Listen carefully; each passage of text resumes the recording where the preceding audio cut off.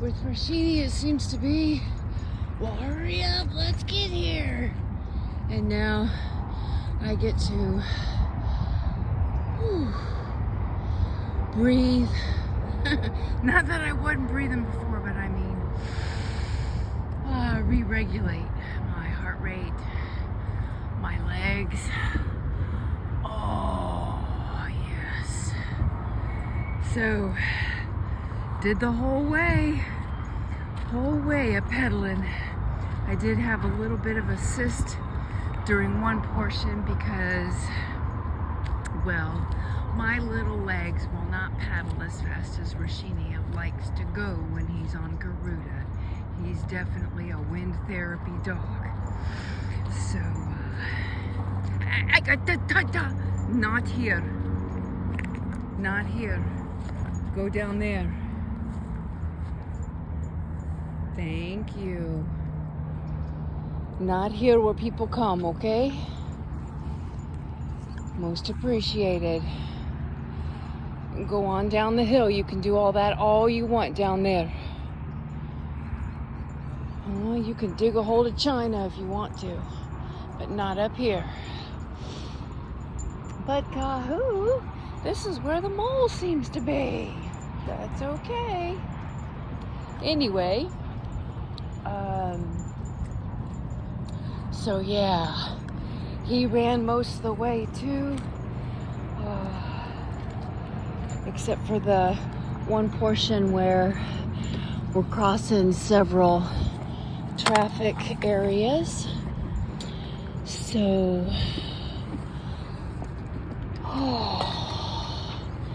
this is our little break time for us. Oh, you fit right there, do you?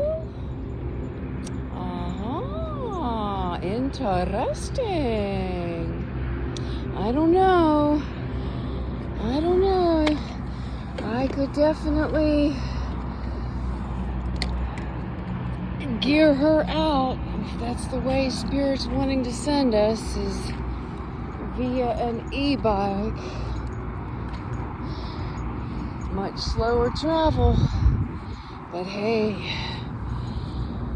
as long as I'm pedaling and we always have fuel, and if need be, and we get her charged up via the solar panels or whatnot, we can make that work too.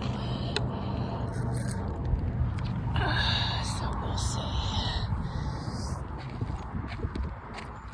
Just need to get a hitch, I guess, put on her and hook her up to the back of Hoopsie. There's no way I can get her up inside, and I surely can't. I'm not going to try ramping her all the way up to the ceiling either. So, or maybe I sell her and get one of those foldable ones. I don't know. I'm not going to start hauling a trailer and all that kind of weird. I mean, that's happy stuff, but I'm just not, it's not for me. The only way I would do that is if I had an actual pony, iron pony. No, back this way. Hut, hut. Rashini, back this way. Thank you kindly. Come on. Let's walk down over this way. Let's go say hi to the river. I hate to leave Garuda though.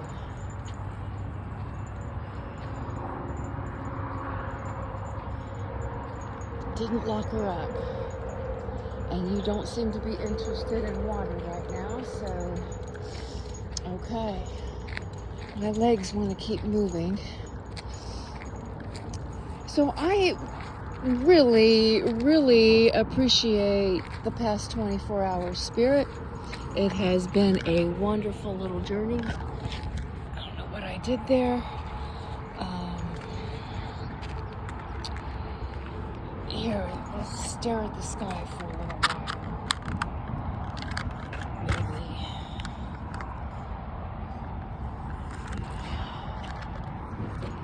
Maybe. Anyway, put his little water container back up.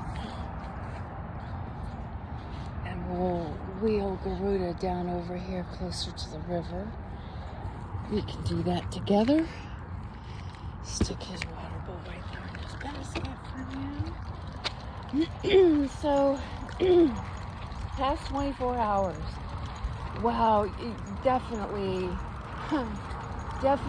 felt the veiling of the thinning of the veil. That's how it's termed. Thinning of the veil. Yesterday.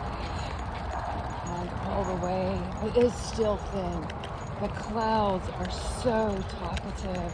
I had a sister share, oh, the clouds are always so talkative and so forth down there. They're just so beautiful. And they are when they're here. And yet, as I ponder many of my travels, I must say the cloud animals, I call them cloud animals, they breathe. The cloud animals have always been so beautiful and appropriate wherever I have traveled, and for that I'm really grateful.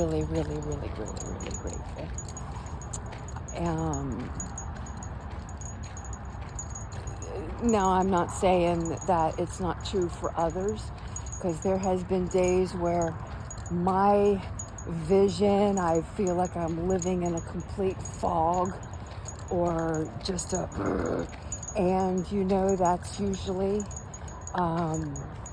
the times where there are absolutely no clouds, like being here in Yuma, or there's just the fog and the just dark clouds, and not even really a storm. It's just, that blah.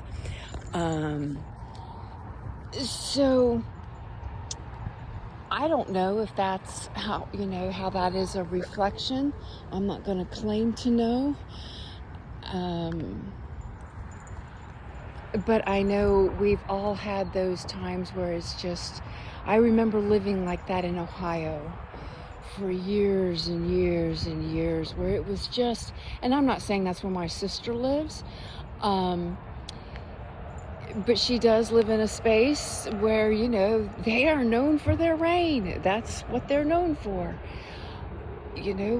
and here we are known for our sunshine and no rain. Oh, check that out. Wow. So, wow. That is that looks just like the symbol for the Animal Child Ashram for Apathan Ministries. Wow. Okay. I hear you, Spirit. Oh, wow. And this one here is so cool. It's almost like a skeleton hand. It's got the middle finger pointing out there almost, or maybe that is I don't know, you can see that many different ways, however you choose. Just sharing what I see. Wow. Anyway, that's interesting that popped back into my awareness. Apathan Ministries, the Animal Child Ashram, bringing the children and the animals together. Rescued children and rescued animals. Wow.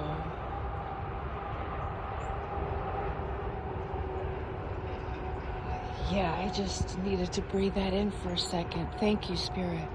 So, there's a little cave spot right there in the trees.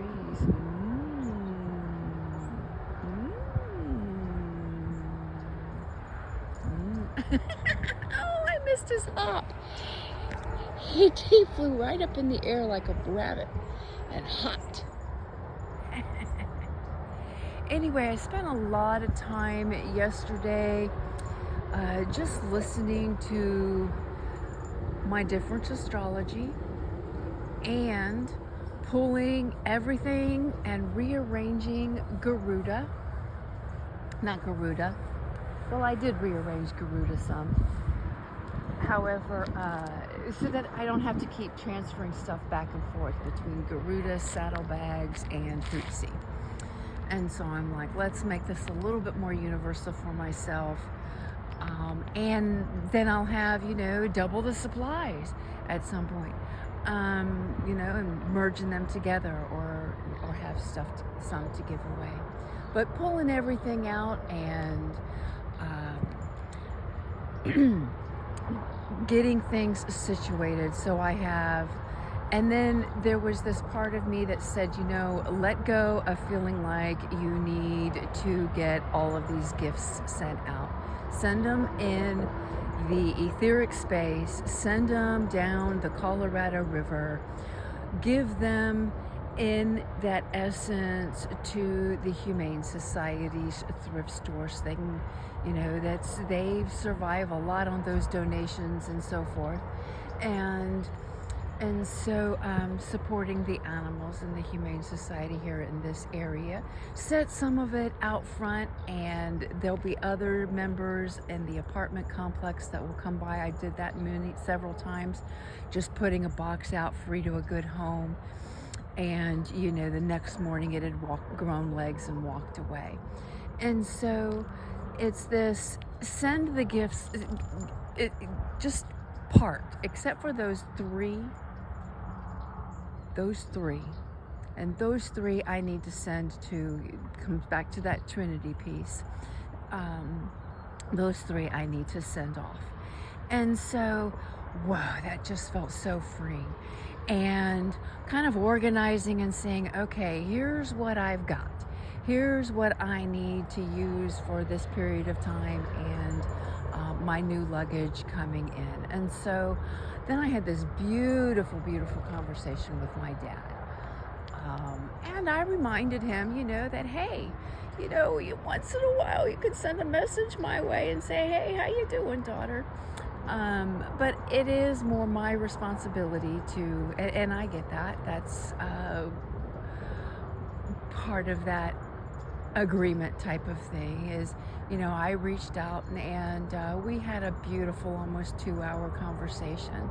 And I delved into some topics that, and some sharing that I have shared only with myself. And yes, I uploaded them to YouTube, but I kept it private. And just because I will say Facebook and YouTube has been like a go-to because there's a lot of memories there that I do not have anywhere else. And yes, I had a lot of stuff loaded up into Google Drives and whatnot, and I downloaded them onto a hard drive, and poof, they were gone. And so there's a lot of that is gone. But, and I keep hearing, it's, we're going to rewrite this. We're going to rewrite this. And if past, present, and future all live in the now, that Trinity, that's a Trinity in itself, past, present, future. The present is the only space that is absolutely guaranteed. And there's a co-creation, we like to believe, a co-creation with all of us into the future. And the past is the past, and yes, we can learn from the past, and we can rescript the past to more reflect actual truth. However, it's done. It's what was needed to be experienced through, as, and for all of us as a personal, as a I, as a one, and as a we. And so we got to talking about the white wolf and the black wolf, me and my dad. And I was sharing this, that I've had I was sharing an experience that I had and how I've had very, very similar experiences before, but that this one was really, really different. And there's really no way to describe it. And so it came around to this white wolf and black wolf. Well, I question everything. And so I'm like, well, what if there's a third wolf? And he's like, well, you might be right. And I'm going, well, I'm not saying I'm right. I'm not saying it's right or it's wrong. But I get this feeling, there's this trinity. There's three sides to a coin. We like to think that there's two, but there's three. And the red road or the white road, I see it more as a white road, the white animal, that purifying of all of these different energies. And we've got even more white animals coming out. We've got white auroras. And so that purification, and which kind of goes along with the snake, and not only on a personal level, but it's a collective level. And that is one of our themes this week, is the fractal. Life is a fractile or a fractal or a reflection. It's that we were talking about it last week with the being transparent, being an open channel, being an open hollow bone. We talk about this channeling thing, and I don't know if it's channeling anything specific. I believe it's channeling truth. It's channeling ourselves, the I within, the great mystery. And we put names to it. We all do it. We even say, well, I heard spirit say. Well, who's spirit? Spirit is ourselves. Spirit is that ocean with which we are a part of the wave, and we are a wave of a collective right now. And within that wave, we are each a drop. And it takes all of our drops to create the wave, and it takes all of the waves to create the ocean. And wow.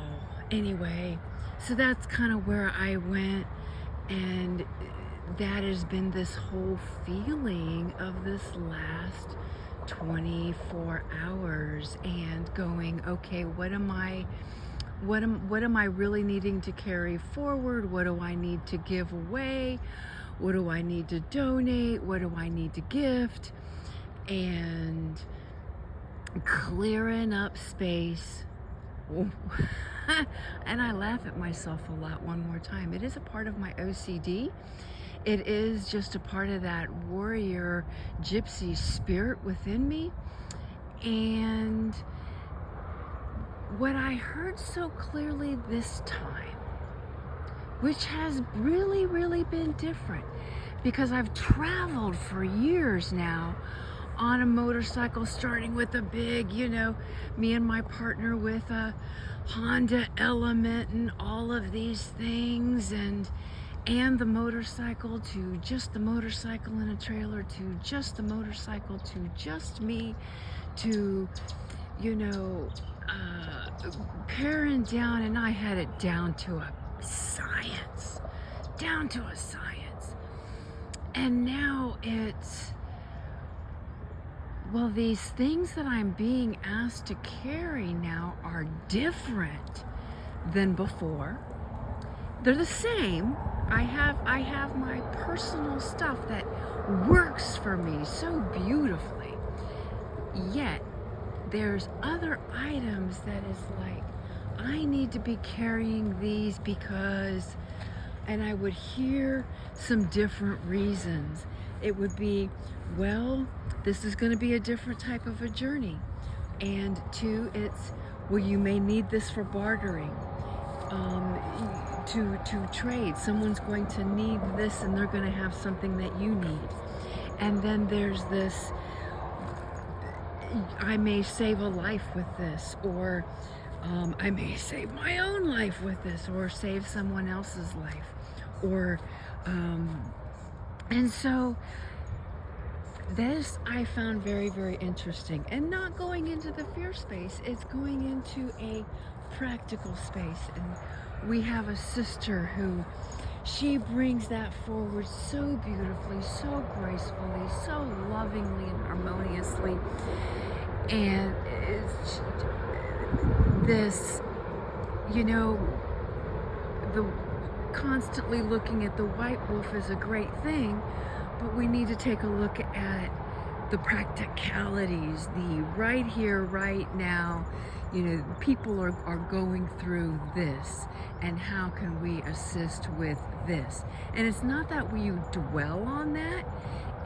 And she shared that so beautifully. It's not the dwelling on that.